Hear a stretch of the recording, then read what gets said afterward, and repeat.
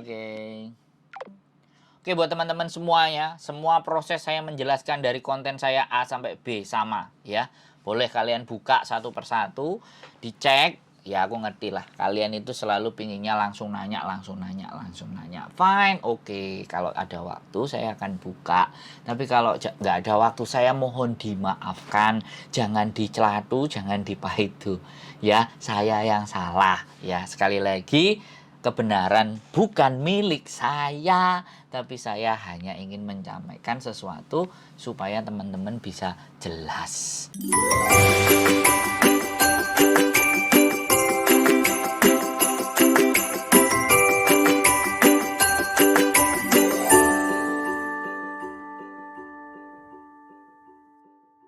Halo, selamat malam. Selamat malam, Mas. Ya, ini kenalin nama saya Cilacap. Dulu pernah saya ke Hong Kong, Taiwan, Singapura, pengen ke Hong Kong lagi, itu cara prosesnya gimana ya? Saman masih punya KTP Hong Kong? Masih. Oke, di foto aja KTP Hong Kong dan KTP Indonesianya ke saya. Selesai. Terus? Udah itu aja. Cuma saat ini saya kan masih di Singapura. Terus bulan 4 rencana saya pulang, kan finish kontrak 4 tahun. Kayak gitu. Jadi gini Mbak, kalau sampai mau proses, nanti kan majikan di Hong Kong ini kan kalau mau interview kan kadang-kadang jadwalnya suka-suka. Nah, kalau sampean saya masukkan data sekarang dan sampean nggak standby, tiba-tiba ditelepon sama pihak PT untuk interview, kan sampean pasti bingung ngaturnya kan. Karena kan kita nggak mungkin ngatur majikan, yang kita atur pasti kita kan jadwalnya kita. Ya. Jadi kalau yang kita atur jadwalnya kita, sebaiknya deh sampean pulang dulu. Jadi kalau sudah posisi di Indonesia, tenang, nyaman, duduk manis di rumah, nggak usah kemana-mana. Kalau visanya, kalau paspor sampean masih hidup, tambah enak.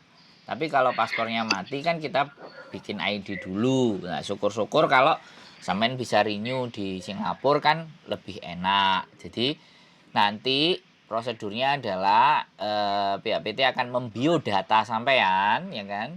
Nanyain pengalaman-pengalamannya bagaimana dan seperti apa. Habis itu terus disodorkan data sampean disodorkan sama majikan cocok, atur jadwal interview. Nah, kalau sama saya interviewnya saya informasikan, sebenarnya saya di konten saya banyak, sampean belum lihat konten saya semuanya pastinya, karena mungkin sampean baru lihat, makanya sampean kan baru lihat terus langsung mau nanya, nggak mau scroll dulu. It's okay, saya nggak akan capek jelasin, nggak ada masalah. Yang penting sebenarnya tadi nggak perlu disebutkan nama, karena sudah sebut nama nanti tak cut yang bagiannya depan, nanti saya naikkan. Jadi gini ceritanya, nanti setelah sampean masuk, sekali lagi sampean boleh kalau di tempat saya itu sampean banding-bandingkan dengan PT-PT yang lain, itu boleh, nggak ada masalah. Karena saya bukan Farel yang tidak mau dibanding-bandingkan.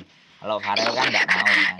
Ya kalau saya boleh, mana yang menurut sampean cocok. Sekalian saya kasih informasi, kalau di tempat saya itu potongannya 2.300 sampai 2.800. Tergantung dokumen dan data sampean. Karena perbedaan data, kehilangan data, PT ini golek bati, nyari untung. Jadi saya mending sampaikan di depan biar nggak pahit, biar nanti kalau berangkat nggak kecewa kalau sama saya, kan saya nggak mau orang kecewa. Lagian kan saya tidak memaksa sampean untuk datang ke saya, ya kan, sampean datang sendiri cari info. Makanya saya bilang seperti itu ceritanya. Terus satu hal yang harus sampean perhatikan, pada saat nanti ketika data sudah masuk kemudian sudah interview, saya harapkan interview prosesnya itu sampean rekam.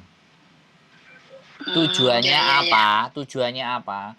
Banyak sekarang majikan-majikan di Hong Kong itu kalau bilangnya licik atau culas. Nah, untuk mengantisipasi itu kan sampean harus tanyakan di rumah berapa manusia, di rumah ukurannya berapa, saya ngerjain apa, bagaimana. Kalau itu semuanya terekam, nanti begitu nyampe dan tidak sama, sampean punya bukti rekaman. Jadi kita ngajak ribut, kita ngajak perang, kita ngajak tukaran, itu ada buktinya. Karena Hong Kong itu sangat memperhatikan bukti.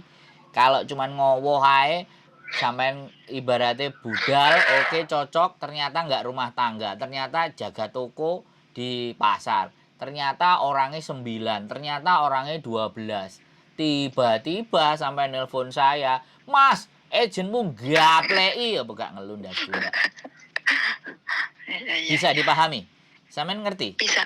Cara saya ngomong. Paham. Jadi sekali lagi sekali lagi saya sangat percaya diri. Kalau jadi orang mau dibanding-bandingkan itu saya sangat pede. Iya, percayalah.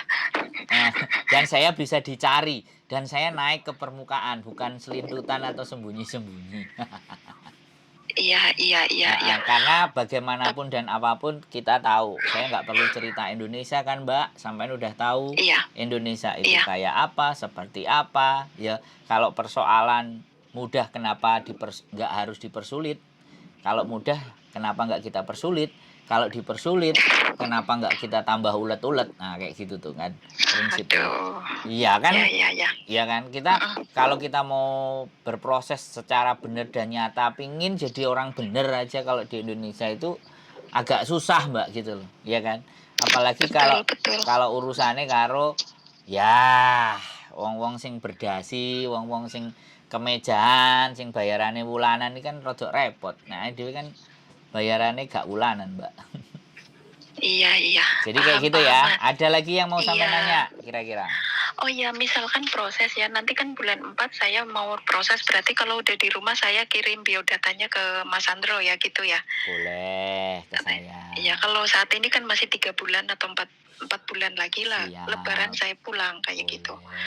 Ya, makasih informasinya ya Mas ya. Dipantengin ya konten saya hampir sama. Kalau yang proses-proses kayak gitu pasti sama. Saya ngomongnya tetap sama. Oke, sehat selalu buat sampean. Kita tunggu untuk terbang di Hongkongnya. Bye-bye. Oke, makasih Mas. Bye-bye. Oke, buat teman-teman semuanya, semua proses saya menjelaskan dari konten saya A sampai B sama ya. Boleh kalian buka satu persatu, dicek. Ya aku ngerti lah, kalian itu selalu pinginnya langsung nanya. Fine, oke. Kalau ada waktu saya akan buka. Tapi kalau nggak ada waktu, saya mohon dimaafkan. Jangan dicelatu, jangan dipahitu. Ya, saya yang salah. Ya, sekali lagi, kebenaran bukan milik saya. Tapi saya hanya ingin menyampaikan sesuatu supaya teman-teman bisa jelas.